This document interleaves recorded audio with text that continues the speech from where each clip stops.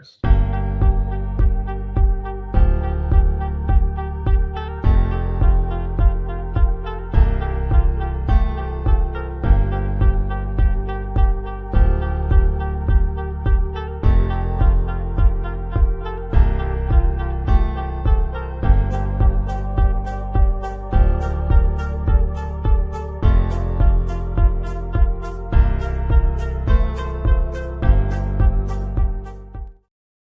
Hey, welcome. This is the behind the scenes of a board game publisher. We actually have more people this time. I'm Peter Vaughan with Cardboard Alchemy. There's Chris Strain with Cardboard Alchemy. Here's Luke Laurie. Luke Laurie. Possibly soon to be with Cardboard Alchemy. We'll have to see. We got to get you. Well, we're glad to have you in the studio. And we've got Rosie, our comms manager as well. And she is going to be answering questions and getting your, whatever you want to talk about. We tend to talk about design or development or the games we're making, the games you're playing. I started a couple of years ago this thing called the League of Game Makers with these guys, with Brad Brooks. Yes, we started this thing. But I'm saying that we had all these topics we would talk about because I ran into you at a con. We were at a Los Angeles convention. And we started this idea of what if there was a blog where we could talk on design topics, because you had a lot to say. And Chris had made a game. What was your first game? It was Evil Intent, where you're like a evil genius to try to take over the world. It was a lot of fun. And he knew a little bit about Kickstarter at the time, and we were trying to get these topics going. So if you have any questions about, there's a breadth of topics we could cover on this live. Rosie's got some ideas of topics, and we'll just go with the flow here. But we have two game designers, game developers, so we might as well have some topics about that. Like getting into Andromeda's Edge, which we're all wearing Andromeda's Edge shirts, different factions. We have 18 factions in the game. We might even talk about another faction because we're making more, and that's part of the process here. Behind the scenes, we like to kind of we like to talk about what we're doing. We have a very big year for 2025 happening for Cardboard Alchemy. It is the year that Cardboard Alchemy turns 5. So we've decided that why not just make more games than we've ever made before? How about that? Let's do that for the 5th year. So we're gonna have more crowdfunding projects than ever, and we're gonna have a lot of dev of these projects. We're gonna have a lot of things to work out, like what makes the best game out of all these different things. We've got new Flamecraft things we're working on, and we've got new Andromeda's Edge things we're working on, and of course Critter Kitchen, which we worked on, is about to release to backers, which is very exciting. So we can talk about Critter Kitchen as well, because it's going to be a hot topic very soon. So we've got all those things to talk about, but let's bring Rosie on first to talk about how our community is doing out there, like what is happening, what are the groups out there want to talk about. So let's get Rosie in here. Hey, Rosie. It's like I don't know what it is about 3 people opposite of me. It's amazing. Welcome. Yes, this is my Friday evening, and this is your Friday morning. Have you played any games yet? I'm so curious if you're. Which one? Have you played any games yet? We have played games. I feel a little guilty playing games. It's a very serious time right now for Los Angeles. If anyone's watching this, our hearts all of our prayers go out to the people who have lost. All of us are safe. Actually, Brad Brooks is my partner at Cardboard Alchemy. His house is safe, but he's one of the ones threatened. There's so much stuff happening in Los Angeles. It's very sad. It's very scary for a lot of people.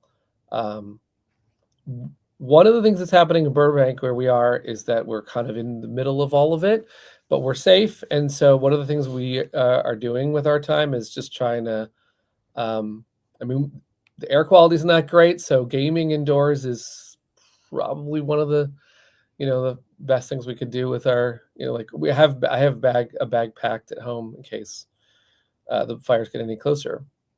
But we're trying not to, we're doing the best I can to not dwell on that. Of course, if anybody, has questions or wants to talk about that, I saw some posts on a Facebook thread of what games would you save out of your collection. I thought about that today, and I thought, I'm not trying to be difficult, but I was like, I almost wouldn't save any, because I I couldn't even pick. I couldn't even like say, maybe there's a game that I've worked on and I say, oh, that's the only copy or something. But I would probably not worry about the games. Although what this made me think about, though, is that if I did have 4 or 5 that I absolutely should save, maybe I should put them in the same calyx for the future. So that like if there's ever a situation, it's like these key things, all family members and that calyx have to go. I don't know. Anyway, I feel like if you found out the world like really was ending, you'd be playing board games anyway. Right. You would, right? You'd say, well, what are we going out on? But you're right. The board games is not the first priority. No. In an emergency. Board games are replaceable. The fires here are truly devastating. It's pretty unreal for me. I was driving towards Los Angeles and kind of saw the giant plumes of smoke from many miles away. Yeah. I evacuated from a safe area to come to Los Angeles. That was a very, very awesome of you to come. But that's what you got to do to make good games, I guess. Is it? It's risk your life. And Chris flew in from Houston, and so he said that next time we have to come in during a hurricane, just so we get a sense of even it out. each person's location, natural disaster. I don't know what you have over there in the UK, Rosie. It's a bit cold. Okay. Sorry. Hey, it's what I'm learning about this. It's like I will say I follow a few people like Andromeda, and they're on a cruise right now. I think they're on the Dice Tower. Dice Tower cruise. Yep. Yeah. And she's been sharing GoFundMe's and stuff. So keep an eye out for if any families are looking for support at this time. I've been seeing a few pop up and things. So but yes, I'm very lucky to be in a country that just doesn't really seem to have terrible weather. Like we have naff weather, we don't have terrible weather. So I love people tuning in right now, finding out that we're going to have guests. Hey, Mark. Yeah, I smiled at the worst time. You started talking about the fires, and I was I'm sorry. It's like 3 men and a cozy lady. It's like Rosie is on a reality show facing the judges, and I'm like, don't smile right now, Rosie. Okay, wait. Judges, ready? What are we doing? Oh, nice, Rosie. I get the buzzer. We should have had like the the figure skating scores or something like that for Rosie. Out of 10. I get a 10.6. Okay, so what I was saying before we went into the tangent of Los Angeles, which of course serious topic. We do have people all over the world that tune in, and so we have these awesome communities on Facebook. We have one for Andromeda's Edge. We have one for Flamecraft. We have one for Critter Kitchen. What's going on with everyone's weekend, Rosie? So I've decided that I would like to pick out some posts that have happened on the communities every week for these lives so that we can sort of highlight them, because these fun discussions happen. And I don't know if everyone's in our groups or not. They maybe aren't in them. Some people aren't on Facebook for their own choices. And there was this lovely one from Jessie. I'm just going to remove this really fun banner right now. And Jessie found this crochet pattern, and it looked like a dragon, so crocheted it, and a bunch of people, like 40 comments of people going, give me the pattern, I want to make it. So Jessie, it's so lovely if you're watching. Thank you so much for doing this. And I love people crafting flamecraft things, because it just really fits with what the game is about. What the artisans would do. The other thing that I like about Facebook groups is I think Facebook groups about games, I mean, we've had a really successful, the Flamecraft group is up to 9,000 members. So if you're not in there, Scott Rogers is 9,001, but we need more because we have a lot of fun in there. And I love seeing DIY stuff. I think that's it's my favorite part about the community, is just seeing what people want to make. There's actually a lot of people in Andromeda's Edge that say, oh, I want to make something for this game. And I have a clever idea of how to do the stickers, or I want to do this. I've played a lot, so I've made this for my group. And so it's someone's been making their miniatures for Andromeda's Edge glow in the dark, which I'm loving. Wow, that's awesome. I want to glow in the dark set now. It's really, but I'm just trying to work out how you play the game in the dark. Okay, fine. There's details.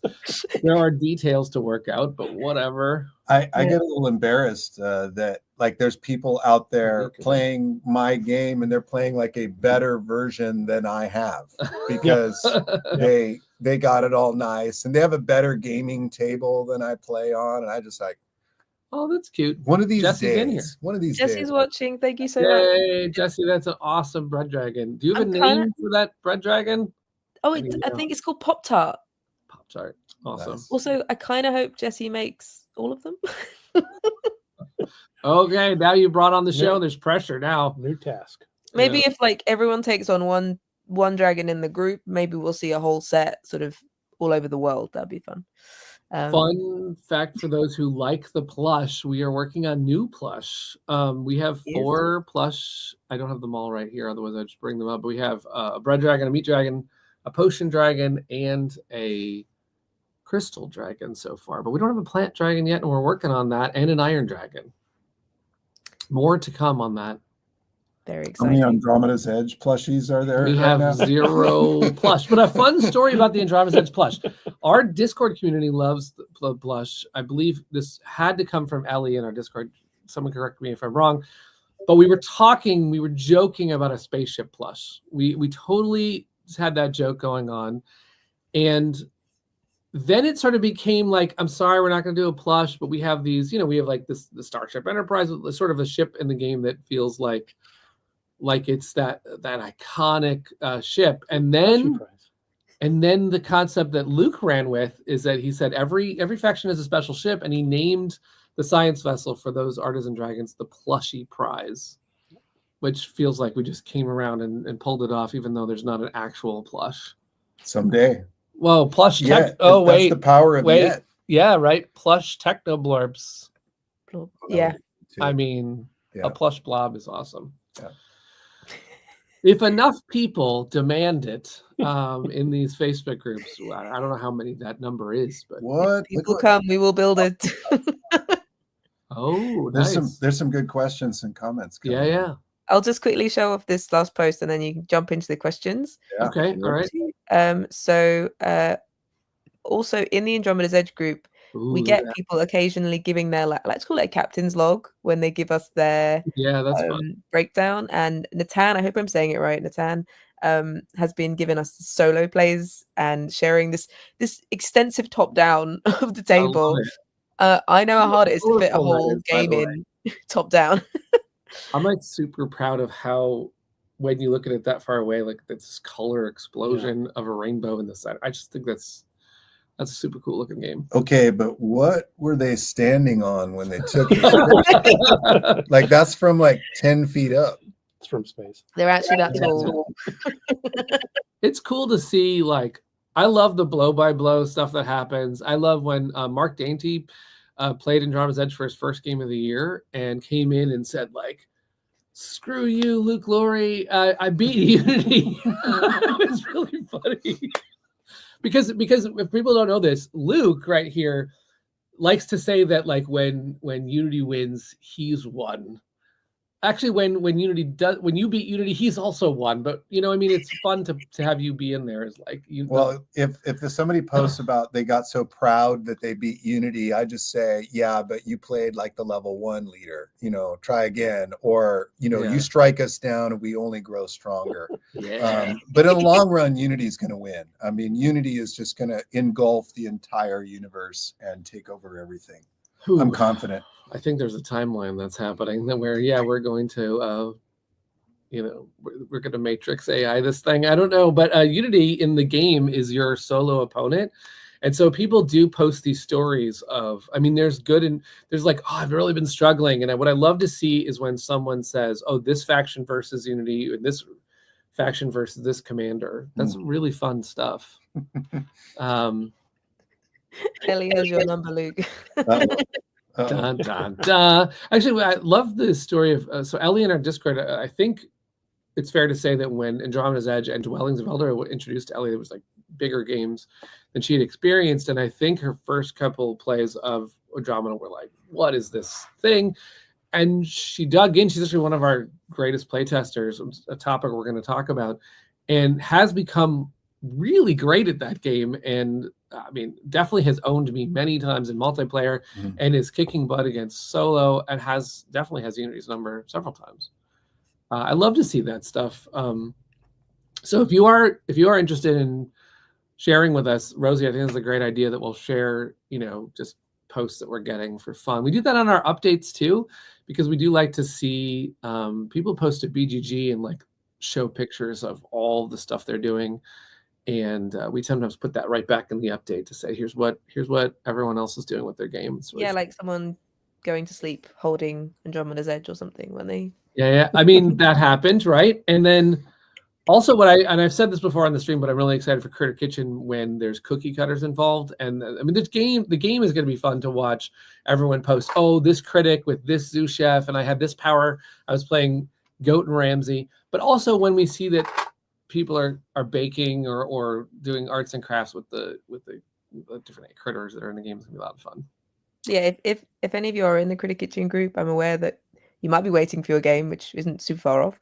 But feel free to start posting in there about recipes you found that you like, or crittery games, crittery. That's a hard word. Crittery games you've been playing, or just things like that. We're happy to share those kinds of things in there, and hopefully we'll see a lot of fun food mashups when the game's out. I'm going to bring up this Critter Kitchen and Andromeda's Edge thing because we are working on some more Andromeda's Edge content.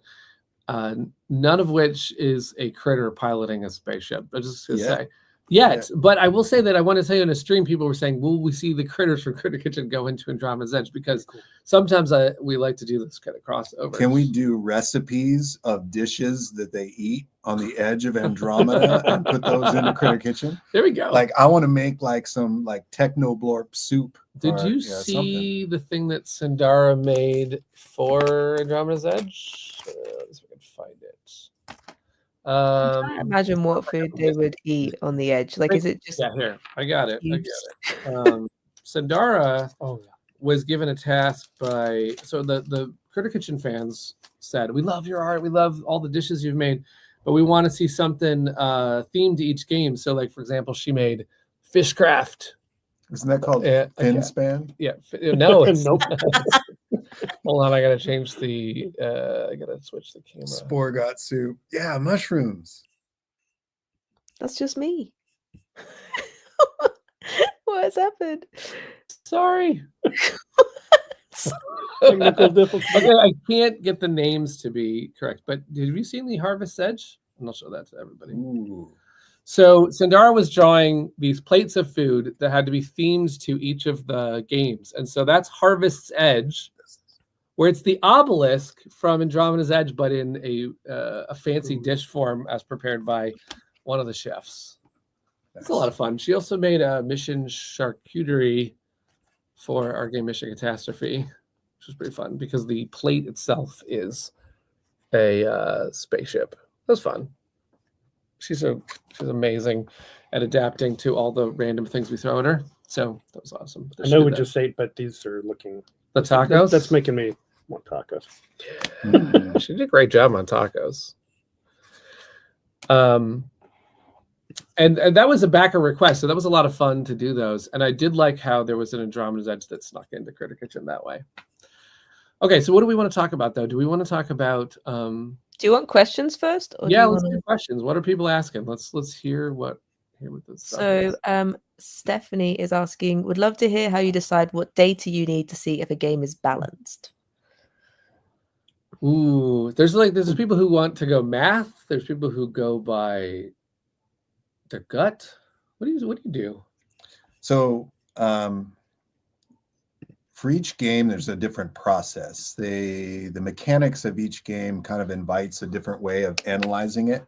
But when you say data, like because of the nature of how rapidly a game changes, you can't just go and take this. You're not going to have the same exact game get played hundreds of times and then go and sit down and analyze the data. It's not going to be like that, because if you get one harsh play test where you realize that something is broken, you're never going to test it again in that same manner. Right. You make that change to that, and then you have to see how that then integrates with the design as it stands. So some of it has to be based a little bit on speculation and hunch in the moment, because the idea that you would have like a perfect control group. Yeah, this giant sample set to draw the data from would mean you forced thousands of people to play something that didn't work to get that data. And that's not how it works. Like, you've got to keep tinkering and fixing it as you go, and trust that you're always attempting to move towards increasing that level of balance. Yeah. And then Chris, on Critter Kitchen, I know you had spreadsheets of like every critic, every zoo chef. Right. And you're doing that also on Flamecraft as we've got new cards coming. So how are you attacking the balance between, for example, something on Flamecraft that's coming are these hybrid dragons. And so how are you taking each hybrid dragon? Yeah, so high dragons are a fascinating thing. They're a mix of two different types, right? And they all have their own special power. So some of them, basically, I've established kind of a range of how powerful they should be, and I'm watching the play test on some of them, and watching like, oh, that one went a little too far outside the range, kind of thing. What you don't want every single one to be exactly the same. Like, when people talk about balance, sometimes they mistakenly do the math and try to make everything perfectly equal. And when you do that, it becomes a very bland kind of situation to be in. I want to look at something and go, wait, at this moment, this card is amazing. But the next moment, when it gets back on my next turn, that one's all right. But now this one's even better because situationally, it's amazing. So, and you can't look at the math of these things and go, okay, this one's always better. There's going to be players that go, this high dragon is way better than this one. But there's going to be a situation where that's not true. Sometimes you're like, this one's going to win me the game, and that's the one people don't think is. It's so funny that you said that, because when I first saw what Luke would do in Dwellings or Andromeda, I would look at two cards that were the same cost but had a different payout. And I was like, Luke, you made a mistake on this card. He'd say, no. Situationally, what if a market of 3 cards, the good one's not out there? So you have to decide if the okay one has the resource that you want, but the other 2 cards don't have the resource you want. So now will you pay the cost for that okay one? Yes, because it's the one you need right now. Choices with equal outcomes are not interesting. Right. They're not interesting, and they don't drive people to. You don't feel successful when your choice didn't matter. You can only feel that sense of accomplishment from kind of feeling like you made a best choice at the right time. Yeah. And so that does come from creating things where, so for example, like to build on what Chris said, some aspects of the game, like if you have something that's universally beneficial, it's beneficial almost all the time, you want the level of power of that thing to be lower. Whereas if something is situationally very powerful and then other times is kind of useless, you can get away with that and balance the costs appropriately. But yeah, a big part of what we do in games isn't just making everything equal. It's making everything have that potential to have value. Yeah. And one of the themes that went into when we developed Dwellings of Elder Vale and Andromeda's Edge is we leaned a little farther on the side that we want everything to feel broken at the right time. So type in your BGG post now. This is broken. Hashtag broken. So it's almost gratifying when I can look at BGG and I can see a post that's like, this faction is completely broken. And then there's another post about how that faction isn't the worst one isn't ever. any good. Yeah. And it's like, okay, we did it. Because it's like that level of disagreement comes down to like, how well did you play it? How well did you optimize it for that scenario? And also, when you're able to lean in and make the most of something, it can feel amazing. And that's the experience that we're going for. That was a great question. And I also want to answer the thing because I threw it to Chris and I threw in High Dragons, which isn't something we've talked a lot about. Yeah, so I was like, oh, you're talking about that now. This is the behind the scenes. This is what you get sometimes. We are working on new Flamecraft content where Sandara and Manny have come up with this idea that there's like a red dragon and a meat dragon mashed together, and that dragon's name is Calzone, and we're going to put Calzone into the game. It's coming. We're going to do a really fun campaign in the spring where we're going to show you some brand new Flamecraft. It's a brand new Flamecraft game, which we're going to announce very soon. And then that game is going to introduce the concept of these dual dragons, and then we're going to get them back into Flamecraft as well. It's going to be super exciting. So our Flamecraft group is one of the ways you're going to find out about that, and also our newsletter. We're going to have a lot of fun things to share. Sandara is having a lot of fun drawing these dragons. There are 2 different types. Her favorite right now is the iron and crystal mix, which is called Razor Claw. But we've got lots of fun mixes to come. So, but what's a hyper dragon? I really want to know what that is. Dragon is one. It's a high dragon that has gone to Andromeda's Edge. There is a jump mechanism in Andromeda's Edge, and that dragon has spent an energy, probably at the coffee shop, and has made it to space in the spacecraft. So it all works out. I love the idea of a hyper dragon. Like, that's amazing. There was a bunch more questions. Awesome. Thank you, everybody, for asking some fun questions. I'm gonna go with. Here we go. Well, this is a little one. Has Mark played Andromeda's Edge more times than you by now, Luke, or do you still have a few games on Mark? He's at 100 plays recorded. I assume you mean Mark Dandridge, not Dainty. Yeah, Dainty. Mark Dandridge, I'm sure. I think it's close. I think if Mark hasn't passed me yet, he's close. He's close to having passed me on number of plays. Definitely way past me on the number of times that I've played solo. And I mean, he's a machine. Mark is a machine. He'll be like, "Oh, I played 3 times today." Yeah, I mean, which puts my count up to 894. I will say there's someone, we sent Mark a shirt like what we're wearing, and someone said, "Oh, how do I get one of those?" And I said, "Well, if you play Andromeda 100 times, we'll definitely send you a shirt." We have to work it out to one day play with Mark. Yeah, 100%. That's got to happen. Absolutely. Yeah. And I'm sure because Tim Chewin was in here too, he wants to get on that game too. Tim Chewin just listed Andromeda's Edge as his #1 game of 2024. Yeah. We kind of knew that was going to happen because he also listed it as his #1 game of all time. It's just like epic. It'd be weird if I know if your #1 game of all time did not crush 2024.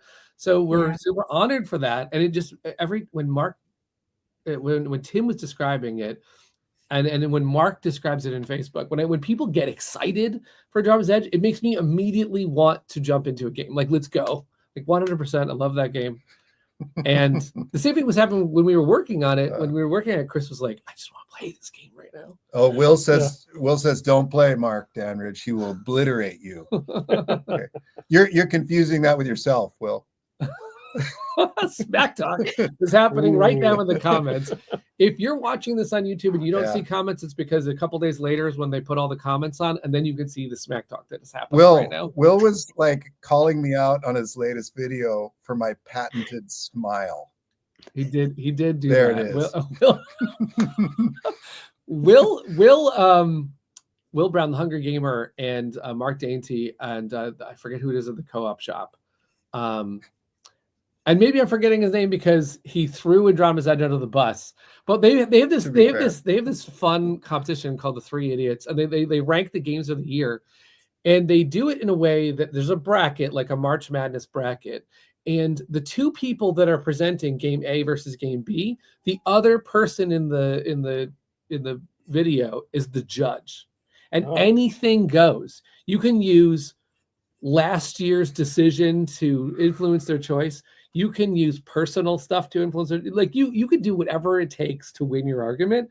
So we had this epic moment where Andromeda's Edge is being argued against Galactic Cruise, and Mark Dainty was holding up Galactic Cruise, and Will Brown was holding up Andromeda's Edge as to win this bracket.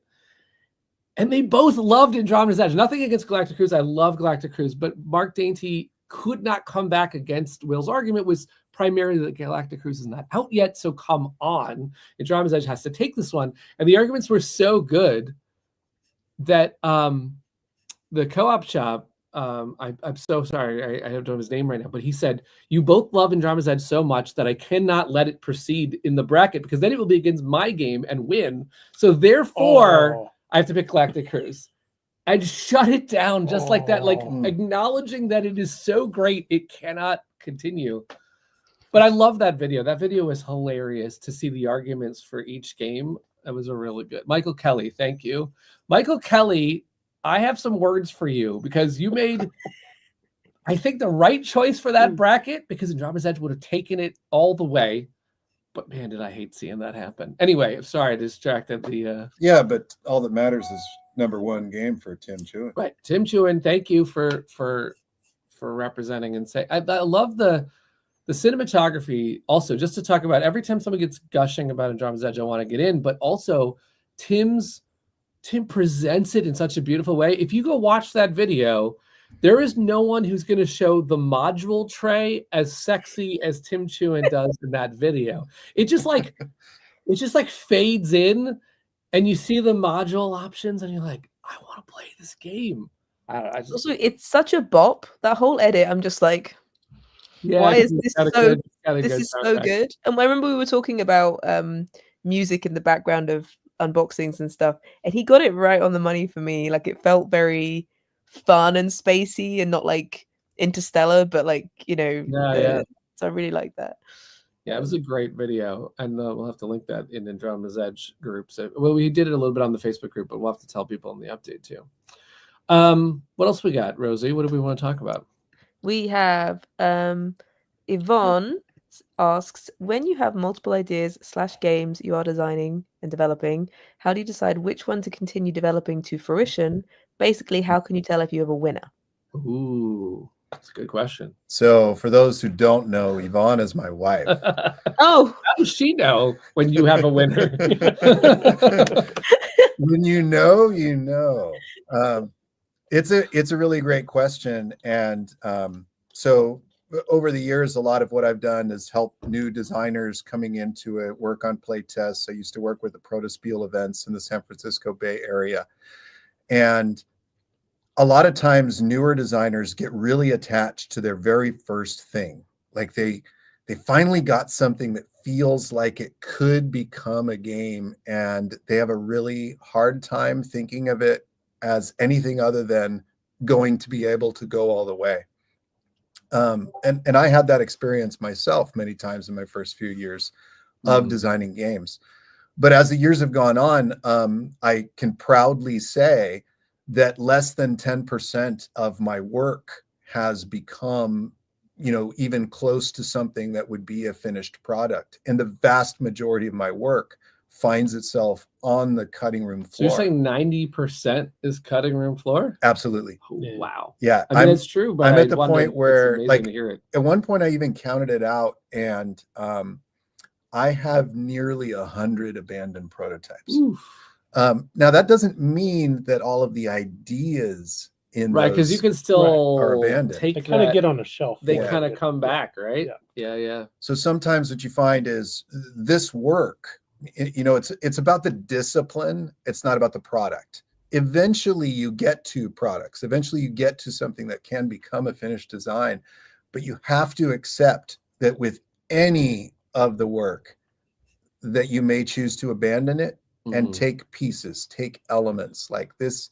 This as a whole isn't going to work, but the parts, I can come back and mine this for ideas later. A fun fact on that, by the way, is that Luke spoke to, was it Gabe, who had a book about what is one of your #1 abandoned projects? And he listed Dwellings of Eldervale.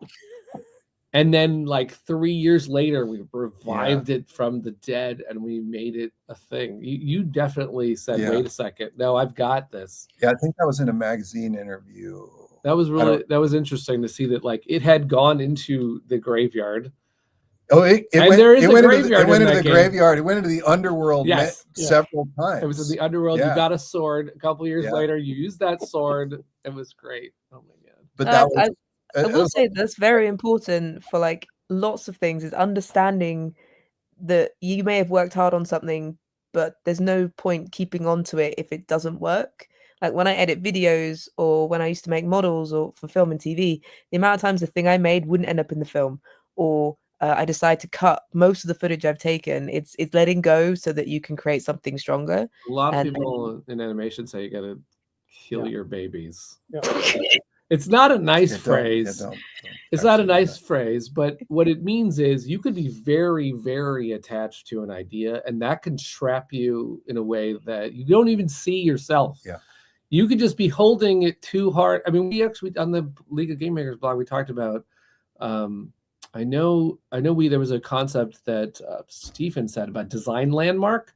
You still want to have a flag planted somewhere. You still want to know what it is what is the concept that you do need to keep, but you don't have to keep a lot that you think you have to keep to make that thing come to life. And the League, it's important to point out that the League, so Chris, Peter, I, and Brad, who's also here, were some of the founding members of the League of Game Makers. And it was an interesting experience because back then when you wanted to do something online, creating a blog was what you did. Like that kind of that dates us a little bit. Blog, what's that? Yeah, we would write.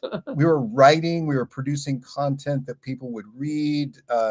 Peter would go to town on creating the graphics for making it very accessible. We, reach out to social media to try to get people involved. But one thing that's been super gratifying in the last several years, and I've had this experience at conventions where I run into people and they were influenced by our work. That's really neat. These are like successful, these are people we might look up to in the design world. And they're like, oh, I got my start reading your blog. Wow. Like, what? That's crazy. Yeah. And it's powerful. And I saw one of the questions still find that blog online, by the way. Yeah. So one of the questions is design and theme, Rosie, that popped up. Somebody asked about that. These are the kinds of topics that we would write about and deal with. Yeah, we had a fun idea for a counterpoint article where Luke wrote the mechanisms first, and I wrote the theme first, and then another buddy of ours, Mark, wrote the why not both, the consonants between both of them, and it was a really fun 3-piece article read. And I actually found while writing it that while I was arguing the theme side, that when I made What the Food, it was actually a mechanism that I wanted first. And then Luke often shows me how many times he thinks about theme first. When he was doing Dwellings and Andromeda, I found that a lot of concepts are coming out of theme. I know that you have some more factions cooking, okay, so those factions, I know those were theme first probably because we have a lot of factions right now, and you're thinking, what do I want to see out there first, and then how do I make it work second, right? Yeah, so Andromeda's Edge it's a little like other things that I've done, and like over the years, Chris and I were talking about this. We both run role-playing game campaigns, and one of the things that you're doing is you kind of create these worlds, is you're creating different points of attachment for people. Like how do you feel like you're here? And one of the ways that you do that is it's not exactly kitchen sink, but I want those moments, not just the tropes, but those moments and those themes that you get from kind of various kinds of sci-fi and literature, and be able to find it in this place. Yeah, because there was a post just about the Kraken pulling everyone in and stuff like that happens. People could find those moments. Yeah. And you feel that, you have that experience. You're like, oh, it's a little like this Star Wars, or it's a little like this Star Trek, or it's like that Battlestar Galactica, or it has that feel of that Firefly thing. And Mark, I think, asked a question of how do we come up with the crawl? And it's like, we really want to have a faction that feels insect-like. Hatching, yeah. Like I know it's kind of a sci-fi trope, but somebody sitting down to play a game, it would be like, oh, I can play fungus. I get to play insects. Yeah. And so there are some things that we haven't tapped into.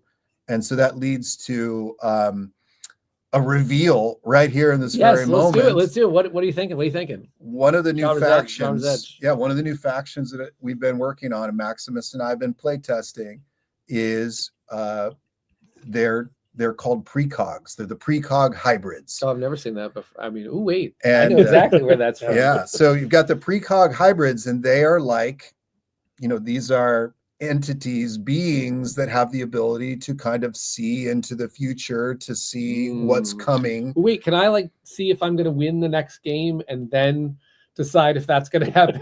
Well, yeah. If you're not going to win, don't play, right? No, Actually, like, I'm I'm not going to bother. I actually have a lot of fun just losing, but that's fine. What do they do though? What can we do? Okay, so the precog hybrids are a faction that not everybody might know about Andromeda's Edge, but there are events that trigger an Andromeda's Edge, and the events are extremely impactful because in some versions of the event deck, they can be pretty generous and provide you with little boosts and things, and then in other versions, they could potentially be very dangerous. Right. If you're playing with the Shadows of the Void and the Nether Void, your position on the board matters for how it's going to affect you. Yeah. So as a result, and the bigger picture too is it's going to score one of your big tracks. The precog hybrids can see this coming. That's great. They can always see it coming. So once per turn, on their turn, the precog hybrids can just look at the next event card. So they always have this sense of what's going to be happening next in the event deck. People are going to destroy with that. And then that gives them the ability to make all of their decisions based on knowing the future. Well, I've been doing that every game anyway. It's clearly broken. We have to move the events away from Chris's side of the table. What's their ship? We're thinking about their ship yet? Are they going to like? Yeah. Okay. Okay, so there is no ship currently in the game that is a heavy cruise, unless I forgot. It's a heavy lot in this game. Yeah. If I'm wrong, pretend I'm right. It's a heavy cruiser, which is like the biggest, buffest ship. Yeah. That's like, awesome to have in battle, and it can voyage. It can go into the nebula. Nice. And as a result, that means that opens up that area of space to their heavy cruiser, and they could be able to kind of dominate that hard to reach area. So they're not only going to know it, they can guard it. They can actually guard the secrets. Like I know the future, but I can't let Chris see the future. So but I mean, you can get in there. What's great about Andromeda's Edge, of course, is you can launch in there and still look at it, but I'll know what you did. I mean, that was interesting. Yeah, that's really cool. Yeah, and they've got one other little power which helps them manipulate battle, which is they have the ability to. You can see the dice roll. After they roll, they're like, no, that isn't the roll that you think. These are not the dice you're looking for. That's a different. So yeah, we're getting to another theme. They lie there in their hot tub, connected with cables, and they tell you it's not a 1, it's a 6, and you get to flip it over. So they get to flip one die. There's a limit on that. There's a little resource cost that goes with that. But once per turn, they can flip a die. Great for the number of BGG posts. Minority Report is already in the game, right? Chris, you put it on one of the modules, didn't you? Oh, there's a Minority Report kind of module, right? Yeah. It's there'll be a special rule that if you get that module as them, you need to take a media picture, and then there's a whole thing. It's and then get an umbrella. Sorry, I know the film really well. It's one of my favorites. I want to talk because Anthony put up a question about how we're going to fit all in the box. Yes, there is a certain like space-time secret about how that's going to happen. I can't remember.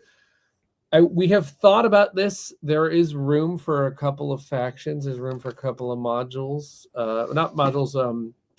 There's room in there. I mean, okay. Well, there's currently Critter Kitchen Apron in there, but we'll find room in the Andromeda's Edge box for a couple of things. There's some ideas. Yeah, there's some astute fans who've actually gone and measured, and they're telling you have room for this many hex tiles. You've got room for this many ship upgrades. You can fit this many. Yeah, they know. We're gonna get more. They know more fits in there. We're gonna get more into that this year. I also noticed that Anthony posted, which was very funny. We had it up for a brief moment that Mark's making the other super fans look bad. I say that because Anthony was very generous, and when Dwellings first came out, did a BGG post like, I'm calling it now. This is a hit game. This is an amazing game. It's going to get in the top. I think it's the top BGG 100. And I think Dwellings now stands like 19 spots out. And Anthony, it's still going to come true. And we got Andromeda's Edge like kicking butt.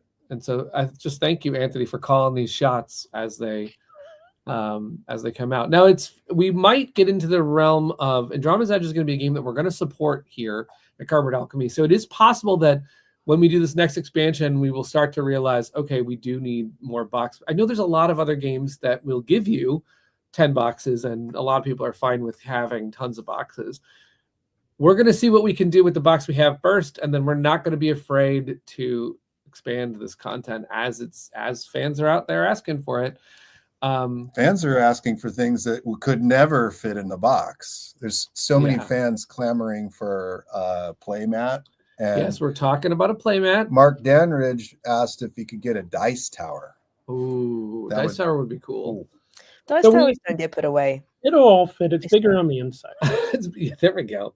It's like that Orion's belt in the cat in the whole galaxy. Yeah, the whole galaxy. Black. Yeah, the Men in Black thing. But we are excited because this year we're going to talk a lot more about an expansion. Sergio is on the case as well. He's already drawing some really cool stuff. Can't talk about all about it just yet, but it is coming. We're going to work on something, and we'll have more in both, I think, our newsletter and our Andromeda's Edge Facebook group. We'll tease it a little bit on the campaign as well. We ran the last campaign on GameFound, and I ran into some folks at GameFound, and they said, "Oh, GameFound's even better. You got to come back to GameFound. You got to put more stuff up." And we're like, "Yeah, sure, let's do that. Right? That'll be fun." So we're working on it. We have a question about you three being there at the same time. Okay. Why are you all there at the same time? We need the hot scoop.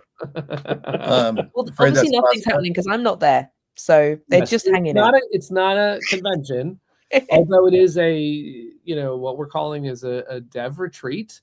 So what we need to do sometimes to make these products is to like really tangibly all be in the same room and see them on the table and talk through some of the challenges, because what we're working on right now is new Flamecraft sequel. So we got Manny coming in here today, and we're working on one of Chris's games and one of Brad's games, and also Chris's partner Aaron. They're making Whisperwood.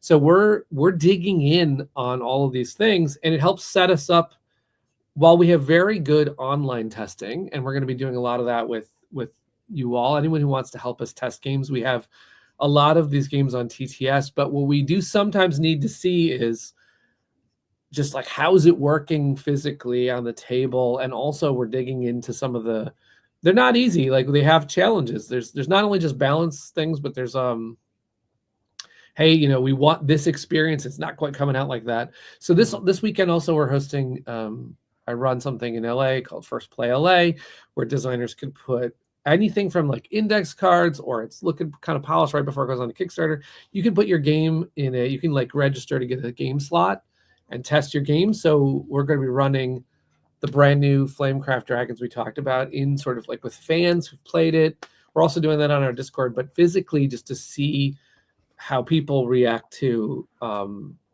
the cards in that space, right? We also got some samples from China of like our latest stuff that we're working on, and so we're gonna look at that together as a team. So really fun. Jeremy wants to know, when is the store opening for Andromeda's Edge? I need the Hive mini. Yes, we need the Hive. The Hive. Is it a mini? Yeah. We should define if it's over this many millimeters as a mini, but yes, we are not the scale. We're working on it. Believe it or not, there's actually there was I think Israel just got their copies. Saudi Arabia is just getting their copies. So we were making sure that all fulfillment centers got in all parts, because we also are there's still replacement parts people are still getting. And so we will have some Hives left, and we've said that we're aiming at this quarter, but I will tell you that if you don't hold me to this, we're trying our best to get that store up at early February, because what we're trying to do is we know people want Wooden Moons or Jumbo Dice or Hive, and we would love to we have some extras. It's while supplies last, but we do have some. And so we're going to get that going. I think the other thing we're going to have, just for Flamecraft fans that are watching, is we have, if you didn't back Andromeda's Edge, but there's a promo for the Dragons in Space. We're going to have that up there. again, these are the surplus campaign items, and so there's not tons, but there are some to get up there. And yeah, we'll get that store open as soon as we can. We are also delivering Critter Kitchen any day, so there's just a lot going on, but we are working on it. There is a question here specifically for Luke, unless people know things. Can you tell us anything about the rumored deluxeified new edition of Energy Empire? Nice. Well, that's am I permitted to answer a non-Cardboard Alchemy? I mean, yeah, sure. So here's what I know. So some people have seen the cover. The cover is out there, and it is they made a separate BGG entry for the new version of Energy Empire. Here's what I know. The full original game of the Manhattan Project Energy Empire is in a box. Oh, wow. It's kind of like a big box version of the game, and it will have the Cold War expansion built in. And so players can be freely using any of the Cold War expansion aspects. And also there is a new expansion that is that no one has seen before. Now we're talking. And this is good stuff. Physical copy of the game should be arriving at my house any day now. I should have a physical copy of it soon. Did you bring this new expansion here to this? Yeah, should have had it come here. Yeah, seriously. Yeah, I would have. There was a little snafu in getting it to me. Okay. So yeah, it's I'm super excited about Energy Empire. It still amazes me how I hear folks that are still playing it. And there's even a whole lot of people who still play it, and they never actually got the expansion. They missed the campaign. They were expecting it to be more widely available in retail. And Grail Games has also announced publicly that they are going to offer the original expansion for people who have the old version of the game. So you can and they just want to get the old expansion. So they'll be able to do that. Or you can get the whole new version. Which is going to look beautiful. I'm excited. I saw the cover out there, and I love the way it looks currently, but I'm kind of really excited by this new take on it. So really thinking that's going to be cool. Yeah, it's fun. And a new expansion. Oh my God. Yes. And they're talking a Kickstarter for that end of February right now. Oh, hopefully that coming. Hopefully that occurs. It's interesting because Jeremy Howard shouted out Andromeda's Edge on Man vs. Meeple. He gave Andromeda's Edge like his top 3 of the year. I know that Jeremy's a huge fan of Energy Empire, and usually like I see him shouted out almost all the time, like, hey, Energy Empire is great. But I think it's the same problem as a lot of games have, is it's an older game, so people can't get it. So you can't see for yourself how good it is. So that's really exciting that it's coming back. A lot of times when you do crowdfunding, you don't realize that, because we hear comments of people saying like, oh, I got it cheaper here or whatever, and so I shouldn't have crowdfunded. But actually, there are gems that happen. You never know on a crowdfunding. You don't know. I would say a lot of people who are chasing Mission Catastrophe right now are like, you can't necessarily say you can't count on something. Some people are like, well, I can count on Andromeda's Edge being available later, but it's sold out everywhere right now. So then, you do sometimes have to pull the trigger, and these classics that sometimes can get lost. We were talking about the game. I really like The City of Big Shoulders, and I've brought it up on the stream before. That publisher it's a one-time publish. I know that it was signed somewhere, I think, but it's this gem that if you didn't get in or you can't get it. So I'm excited that more people get Energy Empire because it is a gem. They should have it. Yeah, here you go. Here's my wallet. Right now on the stream. What else I like about Energy Empire, though, because to go back to Cardboard Alchemy, is you had this cool concept in Energy Empire, which is you had workers that could activate your tableau, but you also had energy that could activate spots. Right? You could go when you're taking a worker placement action, you can go out there with a worker, or you can go out there with 3 workers, and that makes it harder for someone else to get in that spot. But you could also use energy, which gave you in a worker placement game. You don't have that. You don't have enough. There isn't enough bandwidth to do it with just workers. So the idea of pulling in another resource type in a worker placement game, as far as I know, hadn't been really done before that. It was really innovative. And then in Andromeda's Edge, you got to get that energy back in there. Mm-hmm. So we're honored to have that in that game, because it means that because you saw it happen in Dwellings, when you pull back, you are limited by the units you have, and sometimes you wish you could have a bigger one. That energy opens that much bigger chain of combos, so it's really fun. I got a question for me. Oh, yay! Which I'm going to put to everyone else. A menu suggestion for Critter Kitchen. I've got a game group ready to cook. Nice. I appreciate that you think I can cook. That's very sweet of you. My plan would be to pre-pick my critic and then base it off of them. Oh, nice. So if it's the mouse, then I would be going for if I could eat cheese, something very, very cheesy and creamy. Maybe a lasagna. Fun idea. And then there's a few that like carrots, so you'd be safe going for some kind of like. Well, I'm British, so a shepherd's pie. It's good with shepherd's pie is good stuff, though. Any excuse to cook a roast dinner. Absolutely. Actually, I've said this before to Rosie, maybe on the stream too. I would love a food pairing like with games whole. I would watch that whole channel. If someone was to do like, hey, we're playing this game, we think like this, we're making like this kind of homemade chili, or we're gonna do this, like we're getting this bottle of wine. I would love to actually see that channel all the time. Some games are easy to figure that out. Other games are like, wow, what would feel right with this game? What you've got to have though is a charcuterie board. Yes. And soup. And soup. You got to start with soup. Chili, absolutely. Peter's really into the chili. I am. And actually, so is Alex Cutler, one of the co-designers of Critter Kitchen. And if you got the recipe cards, which are one of the things on the campaign, we actually put in a recipe for Rosie's cookie, for the cookies, shortbread, or some kind of. They're sugar cookies, so they don't spread. Cookies. And then for Alex, he put in a chili recipe, and then Peter also put in a recipe. Anzac biscuits in there. Oh yeah. So we have lots of fun things like that. Those are things that you might want to make with Critter Kitchen, because those are 12 fun things I think that are automatically ready to go. We had some of our fans from our campaign submit ideas for like a fish course and a meat course and a cheese course and a carrot course. It was a lot of fun to collate that and bring those all to life. This meal is going to be giant. Maybe split it up over several games. The other thing that for people who are getting Critter Kitchen and want to play Critter Kitchen, I said this before, but Peter C. Hayward has come up with like, here's a theme of a critic to pick, sous chefs to throw in the game, restaurateurs to throw in the game, like all themes. Like I know one of his was called Hungry Hippos, where you're playing with the hippo critic, and then he's thought of exactly what characters and carts should be in that game, which I think is going to be really fun. We'll post those, we'll get into it, and we'll like talk about what people are playing. I mean, I would just eat anything. Like Oliver, any of those. When Sandara drew those, we had something fun on the campaign, which was, anyone who could make this dish. It was a lot of fun to see people do that. Veronica actually is a baker for a catering company. Oh, nice. Critter Kitchen.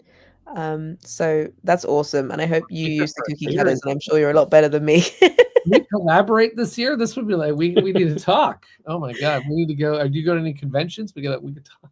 That's awesome. Critter Kitchen's going to be a lot of fun at the conventions this year for sure. I want to we have to think about how we can partner with food trucks, and there's lots of fun things we got to figure out. Food trucks. Yeah. Anthony says, thanks for this always being during my prep hour. It was great hearing more about Andromeda's Edge future. Of course. So that's thanks for watching. If anyone, we do this on Fridays, but if you're watching and you didn't get your question answered, you think of something else, you could put it in YouTube, you can put it in Discord, you can put it in Facebook. We'll chat about it on another stream. I do know that sometimes Sandara or Peter C. Hayward will say, hey, I had you on. They couldn't make it for this stream, but then they had us on another time, which is fun.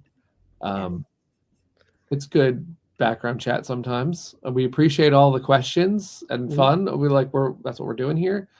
What games are you all going to play on the weekend? What are you lining up to play? We're focusing a lot on obviously the games we're making this weekend, but we did squeeze in a couple of games for some other stuff. That's what is of the list that you're gonna squeeze in? Well, I just taught these two guys Tea Garden last night. It's good. Lovely. Just little 2-hour games. Just little slice here and there. Just get it in there. And we had some tea, so it worked out. I mean, it's possible. It's totally possible. I see a recommendation. Oh, that Anthony's playing hegemony. So Yeah, I brought hegemony here, so I'm hoping to teach these guys too. Yeah, I want to know. I already have it. I want to know how to play it. It's an all-time great. So I'm off to an immersive cowboy puzzle questing experience for 5 hours. So that's what I'm doing. Wow. Tomorrow, yeah. Huh. It's the end of the Christmas run, and I'm going to do it just Nice. before it ends. Cowboy voice. I don't. Okay, no, because Chris knows about my accents. Okay, no. I'm from Texas. Let's hear it. No. I was saying, so this week I did my first RPG that I've played in a very, very long time. And it's called Brindlewood Bay, and you play old ladies solving crimes like Jessica Fletcher.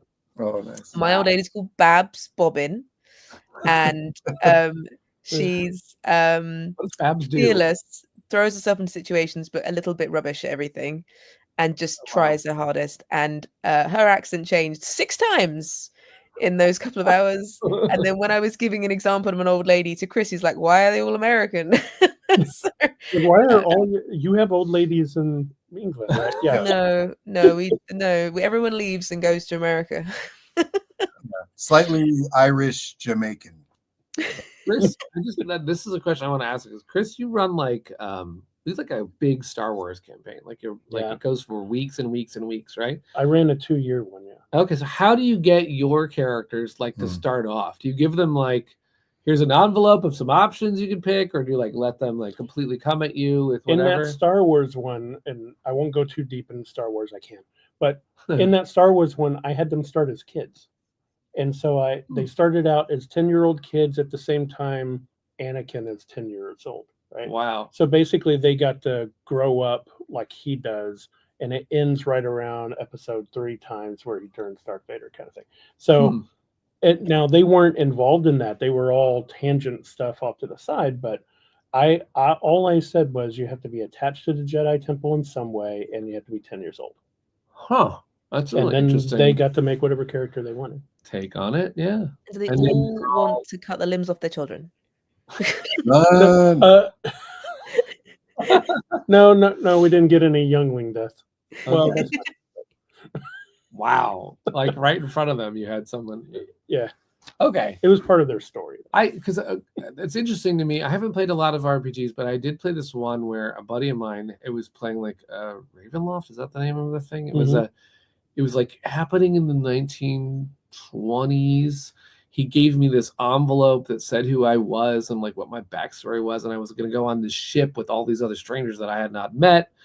And that sounds like Cthulhu. It was a really interesting take because the other thing he told me was the backstory is you are a serial killer and you can't control yourself and you're on this ship, and I was like, what? So I went into this this campaign going oh my god. And then what he had done though is he had put all these other very dangerous people on the ship. So the very first night someone dies, and I think I did it because I no memory of what happens, but everyone thought they did it. It was so well crafted because he put all of these seeds in every one of our backstories to make us all think that was us. Or something. Awesome. Was that a one shot? You did it all in one night? We did most of it in one, but we tried to do it over a couple. Yeah. It was super thematic. I was really into it. The one thing that was bad about it was 8 people, so it our schedules just killed it. Sadly. Otherwise, I think it was one of the best ones I've ever done. When you do one shots like that, and sometimes a couple of them together and stuff, you could get amazing stories because you've crafted the whole everything. Thing, and stuff. Yeah. I was in a Twilight Zone once, and my brother did in the 1930s and stuff. And it was amazing. I felt like I was in a Twilight Zone episode. That's super I cool. would love to do a Twilight Zone one. Oh, I saw all of it in the space of about a week. It was a blur, and everything went from grey to color, and it was very confusing. But that sounds really cool. The really cool thing that happened too in that game is that, and I don't think this is a good idea for a lot of DMs, but the buddy of mine, what he would do is if someone wanted to say something, they'd go off into the kitchen and they'd have a whispering conversation. So they had information that was. And they shout, "Am I in the room?" It took a long time because of those things, though, Yeah, right? I try to limit Yeah, that. they're cool, but it was like too much maybe of that stuff. Anyway, We played ours on Discord because people meeting up on an evening is pretty difficult. So Doug, my husband, was sorry, it's still weird and new for me to say that. He put pictures up on the screen because we were on Discord live together, and so he would just put up pictures of these like, here's an old lady friend, and oh no, the geese have got to her strawberries. So a picture of an angry goose. And I was like, I love this. It's like a slideshow RPG. This is great. Yeah. So yeah, it was really fun. And then you played as the goose, and you were playing Angry Goose Game. Right. Oh, that would be really Untitled Goose Game, which was hilarious. Which is an amazing game. It wasn't the geese in the end. It was the very mean neighbor who wanted to win the spoilers. That we know the story. What? Don't worry, this was the little entry one. Now we've got longer sessions coming up. Everyone's been sharing what they're playing. Good. Let's hear what we got. Mark has got Andromeda's Edge, Final Girl, Star Wars Outer Rim. I'm amazed he's playing anything else. Why is it not just Andromeda's Edge? I love those choices. I actually only played Star Wars Outer Rim one time, and I had a blast trying to do the castle run, and I want to play that again. Is that Katya's How many Final parsecs Girl? did it take? Too long, actually. I died in there. Is that the new Final Girl by Katya? Oh, I don't know. Yeah, he didn't say. I think it's just out. Oh, cool. What else we do? Everdell, Flamecraft, Explorers of Navoria, and the warm-up before every board game night sequence. Sequence is the warm-up, huh? That's cool. I really like Navoria. Yeah. I played it. I really liked it. I love the theme, and I definitely want to play it again, and I want to like figure out what I did wrong in Navoria, because I ran into someone on our table crushed us all, and I was trying to figure out how he did that. So Will Brown knows what happened. He was actually on his top games of the year, and so he taught us, and it was a great teach. And I just felt like I somewhere ran. I went the different way. I didn't score the points, and I have to figure out what I did wrong.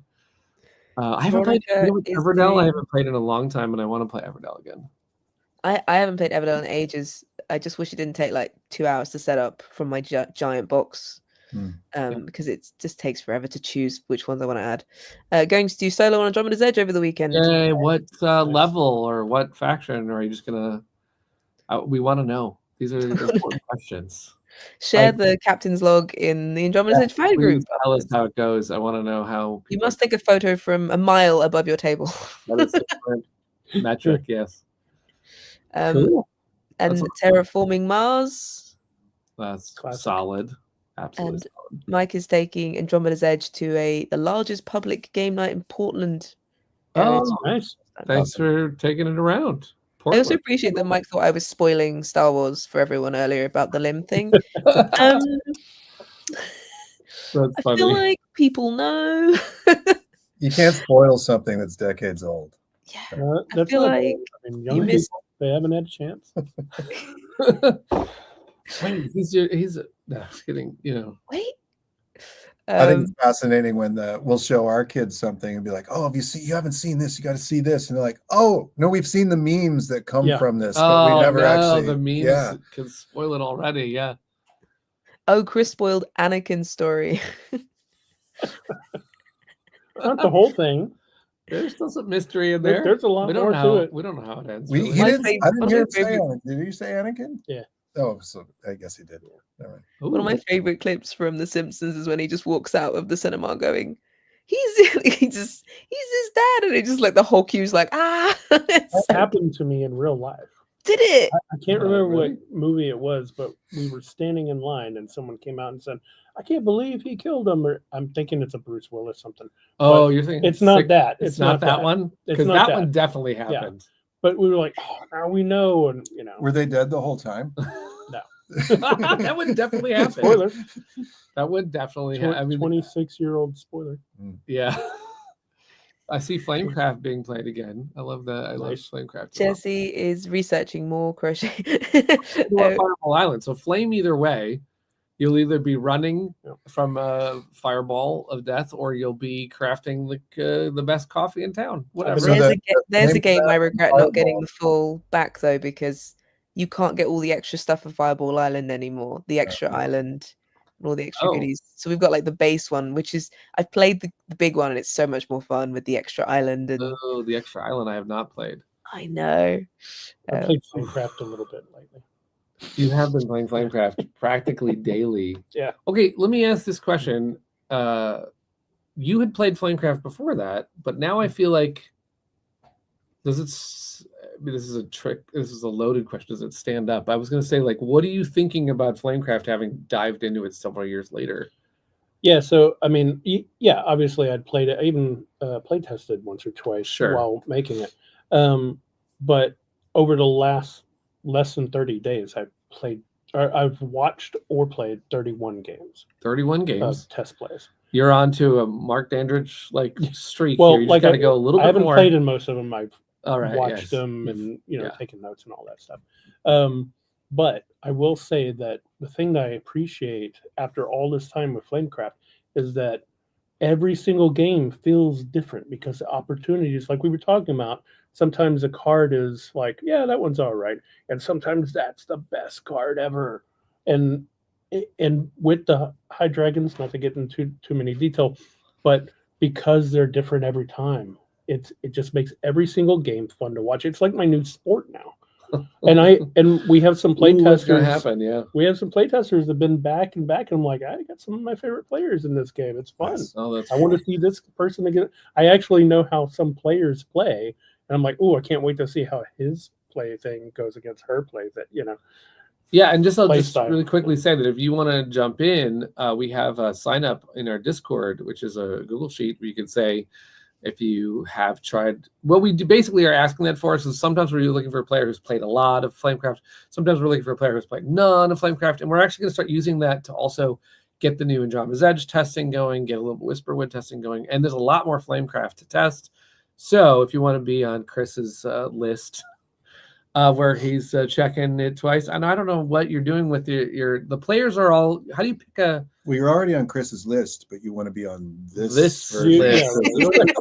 Yeah. I was going to say, like, because he's got a lot of lists. You're testing like so many different things. So how are you choosing that part? Are you trying to say? Yeah, like, I mean, it's really weird because there are different parts other than just High Dragons that we're testing, and so I'll test something and be like, okay, this has been working really well for the last few games. Put it off to the side. Let's test this.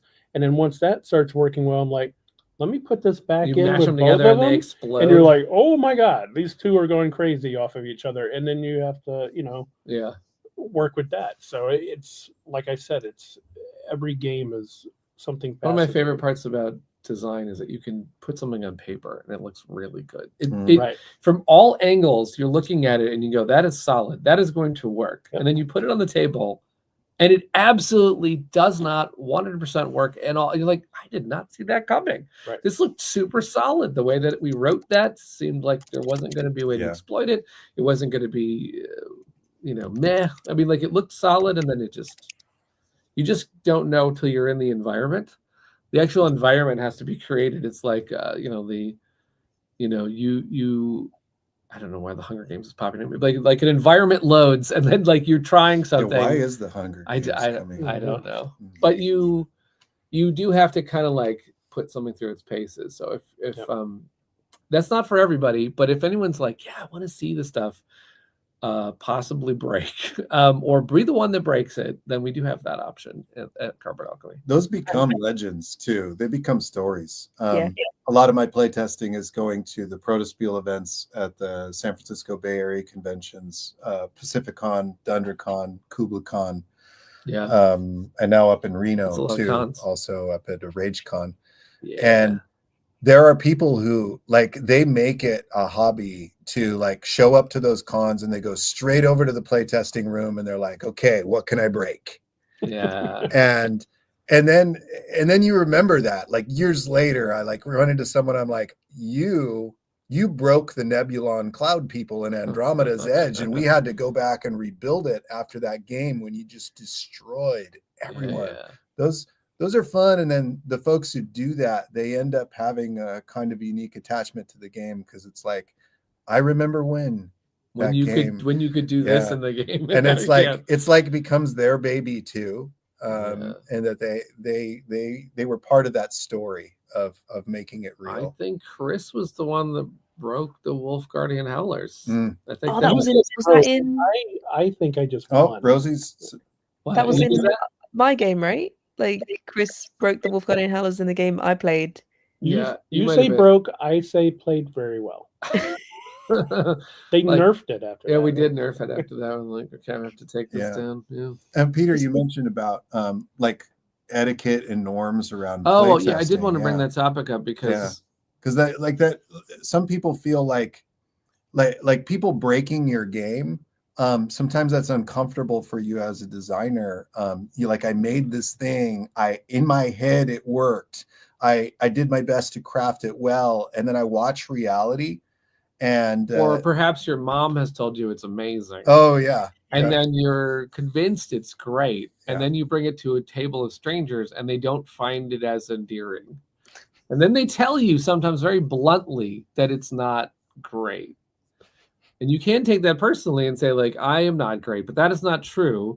And that is not even true about that game. It might even be that moment or the way that circumstance or that card came out, but you do have to kind of take that. You have to listen. Big stepping stone for designers is to remove your ego from your games. Yeah. We all have blind spots. And so that's where it's awesome to get to work with other folks who they have like this acute skill at looking at something, but we all have a different lens. So when something might not be broken in my circle or with my team, and then in Chris's group, then in his team, it's all seen differently. And you see that break. And that's actually doing us all a favor when they go and they kind of, they find the flaws, they find the issues, they address those issues, because the focus has got to be on making the game as good as it can be. Yeah. That's always the focus for sure. Which sometimes is uncomfortable to go through that, but that's part of it. Yeah, you gotta go through that to get it to where it needs to be.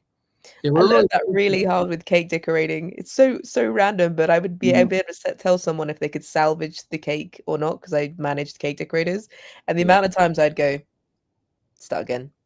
Yeah. Why? It's too wonky. You're never going to save that. Or, if you place something on that side, it doesn't look as wonky anymore. So it was just like this sort of this level between understanding of like, do we need to scrap this, or is there potential to save it? And you just get like really, really harsh. And they're like, and if they're like upset at like, this isn't your cake, this is someone else's. This isn't your baby. I'm not insulting you. I'm saying this needs changing so that we don't have someone like receiving it and then going, I don't care about your feelings. I don't like this at all. So it's, being like your harshest critic. It's exactly the same. I mean, 100%. I think that. No, exactly. Love them both. It's interesting. We really appreciate when people can be very honest about it, because sometimes it's also not even the feedback you're getting, but it's something in there. Like, I'm going to give you this a great example. I'm going to make fun, maybe not too much, of my friend Tate Wu. If you're watching, this was hilarious because Tate was playing Rise of Tribes, and he didn't have a good game. There was something about that game that just didn't work for Tate. And we were like trying to figure out what it was. And he said, maybe no dice. And we're like, Tate, that's the entire game is dice. So what we were trying to do after that is go like, why did it not? The answer was not take dice out of that game, but the answer was somewhere in there. And I think actually Tate stumbled upon one of the things, and I'm not positive I can remember what it was right now, but something did get radically fixed after that test, where we were like, actually, it's maybe his turn's taking too long, and he couldn't figure out like why his turn was taking too long, and he threw it on the dice as the reason. And then we were like, okay, let's dissect that a little bit further. And eventually it was like, oh, what if we take this action and what if we make 2 actions a turn, or whatever we did was like, Tate was like, that's the fix that was needed. I didn't know how to express that was the fix I needed, but that's the fix I needed. That is something interesting about playtesting, is that you find yourself interpreting their experience Sometimes they describe exactly what happened and what it is, and that's fine. Sometimes they say, just like you were describing, I don't like this, and then you dive in with more questions and you find out actually what you didn't like was this, and we should fix that. Yeah. We have and it's also, every game is an experience with the people you play it with. So sometimes if someone's taking a very long time on their turn, that could like definitely change everyone's feedback, right? They're like, hey, I never got my turn. But if you play that with another person, that doesn't happen. So you don't get that feedback. So then you're like, well, how often can that happen? How often can this game unravel on one person's experience? Definitely when we were testing Critter Kitchen, which had simultaneous play, we didn't have that particular issue, but we had tons of other things that we had to like solve. And if someone said, oh man, this didn't happen right for me. There was too much randomness. I didn't have this happen. Maybe like the game has a lot of randomness. That's not what they were actually talking about. Maybe they were talking about, hey, I didn't have a choice to get the creature I wanted or something. So sometimes there's a mismatch between the playtester and the game. And that's where it's really important that as you're seeking playtesters, that you're seeking playtesters who they kind of want what this game will become, like that is within their wheelhouse, it's within their interest level. Because one of the issues you can run into is a playtester can sit down, try out your game, and then their thoughts are, this game could be so much better if it were a different game. And then it kind of puts the lens of all of their recommendations with how I would make a different game kind of like this one, rather than how can I help you make this game the best game that it can be. But we could go on. There's like thousands of things that can go wrong with playtesting, but it's really important that folks approach playtesting from a lens of how can I support this game and the work that's being done. And then from people running playtests with how can I make the most of this situation to progress the game? How can I move it forward?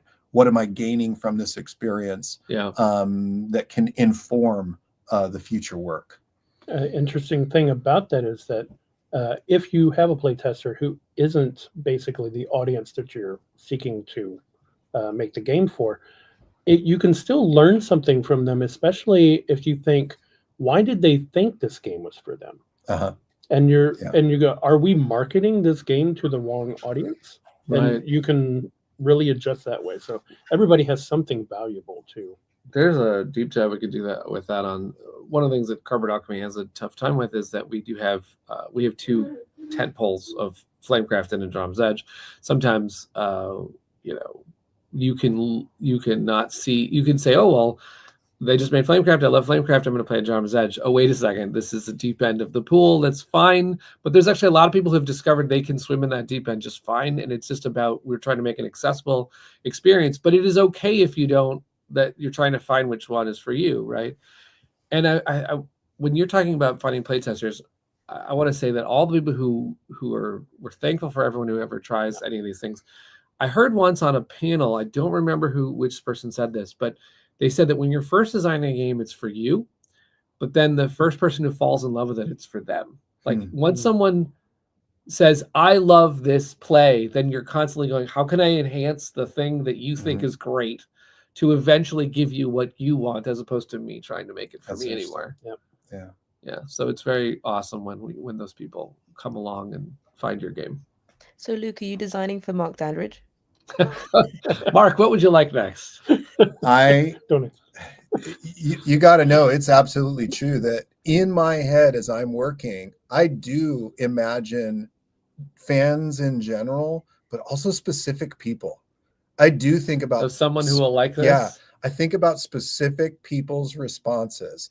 Peter's voice, I hear it in my head a lot because we all do. Sorry, we've worked together for years, and I always say, like, Peter's work with me is Peter's constantly pushing me to do better, to do more, to be like, you got to this level, but can you bring it here? Is this even? And he always shoots just a little bit above what's possible. Yeah. It's like, no, that's impossible. Okay. But it gets me here. It gets me right there, right? There you go. But you hear those voices, and I'm absolutely designing a game for Mark. Like, there we go. I'm designing games for folks who like my games currently, but I acknowledge that kind of everybody has like their own spectrum of games that they enjoy. And for some folks, that's really wide. Like they'll play anything. They want to have a great time. And for other folks, that's going to be extremely narrow. So I know that there's like, a group of like Luke Glory fans that are just like, if it doesn't have this, and this, they might not be interested in it. Like I could potentially betray my audience if I design something. If there's not a different. badass pullback turn, I think you're in trouble. So I'm thoughtful of that. And I also acknowledge that, I do want to branch out and I do want to produce different kinds of designs, but I've also embraced the idea that I know what I'm good at, and that there continues to be demand for, I still say you can do a social deduction game, but it's fine. You use a non-deplume. There you go. A social deduction game with a fantastic pullback. I will also just say, I'm going to do a shout out for Manny Vega here too, because Manny knows what Manny made Sparkle Kitty, which I don't know if anyone who's played Flamecraft has played Sparkle Kitty, but Manny identified who would be the audience for Sparkle Kitty, and he put that game out there, and it didn't exist before that. And I think Flamecraft, the same thing happened, where he said, I want this cozy universe to exist. I know exactly what it needs to have in it. And I was always really impressed because Brad and I were always pushing Manny to go like, oh, let's like do this and you can own the shop. He's like, nope, it's a shared shop. We're not doing that. I know exactly what I want here. I want this to be a community. It nailed it to me in Flamecraft. And so we're excited for, when Manny has that vision and can say, this is absolutely what I want to see happen. I want to see this happen. So we're excited to do more of those games where, I'll say the same thing for Peter and Alex too. I definitely, when you run into someone and they have this like clear idea of like, I need this play to be like this. Usually that comes from a lot of experience. I would say that one of the reasons why Peter was able to come and say, this is exactly what I want Critter Kitchen to be, and this is exactly what I don't want it to be, is because he's made tons of games and was able to say, this is what I'm trying to hit right here. So it's exciting to figure that puzzle out. I'm honored that you would say that I'm scared, I guess, if my voice is going, no, not like that. Now you're going to be cautious about what you say. Oh, is this going to echo in his mind? In any creative relationship, that's so incredibly important, is having someone that pushes you creatively, because you can have people that just agree with you, like friends and family who are just like, oh, it's fab, I love it. And you're like, what would you change? Oh, nothing. And you're like, okay, something gotta be changed, and then they don't have anyone in their life who's going, I think you can do more. I think you can do better. And that's such an important person to have in your life in lots of creative aspects. So it's like gold dust, because like I've got friends around me who'll be like, I've just seen you do more than that. I think we can make this better. Yeah. And then your family is different from mine. this like blanket like support thing, like what is that? Oh no, that's someone else's family. Mine, no, absolutely not. My family is so used to me being here that anything they'll be like, Rosie does this or it's rubbish. So, oh wow, you set your bar too high there. Yeah, I set the bar too high. There's a balance. We got to support, we got to encourage, and we got to push. It's all balance there. Yeah. And so, we'll wrap up by saying thanks for pushing us at Cardboard Alchemy to make the games that you want to see on the table. And you can always shout out more things that you want to see. We love this dialogue back and forth. So I hope everyone has a fun time gaming this weekend. Tell us what you played. We'll be getting in deving, and we'll tell you how it is gone when we come back out of this. Only one question. If we didn't get to your question, put it in the comments underneath. Yes. And if it's for Luke specifically, I'll poke him. game to answer, so that you get your answer. There was loads, but there were some really chunky ones, and I was aware of the time that we've clearly just gone over. Yeah. Well, it was a lot of fun to have guests, so thank you both for coming. And then, we'll answer questions in Facebook group and Discord and all that stuff. So I wasn't told about the t-shirt thing, just so everyone knows. I didn't know they were doing that. I wasn't ready. You weren't. Yeah, you didn't get into the. Sorry, you didn't get the memo. To get the memo. I just have a cat that says no. Well, there you go. That's a statement. This is the only shirts I wear anymore. So. That's amazing. As a fun aside on the whole shirt thing, we are working on getting these shirts on a website. If you want an Andromeda's Edge shirt, I believe we're starting with a dragon for reasons. We've also got another dragon shirt on there. So we're going to talk about that as soon as we have that site up. In case anybody wants a fun Flamecraft Critter Kitchen Andromeda's Edge shirt or Cardboard Alchemy Potion shirt. So anyway, but I'll let you all go to game on. Everyone have a good one. We'll see you again soon.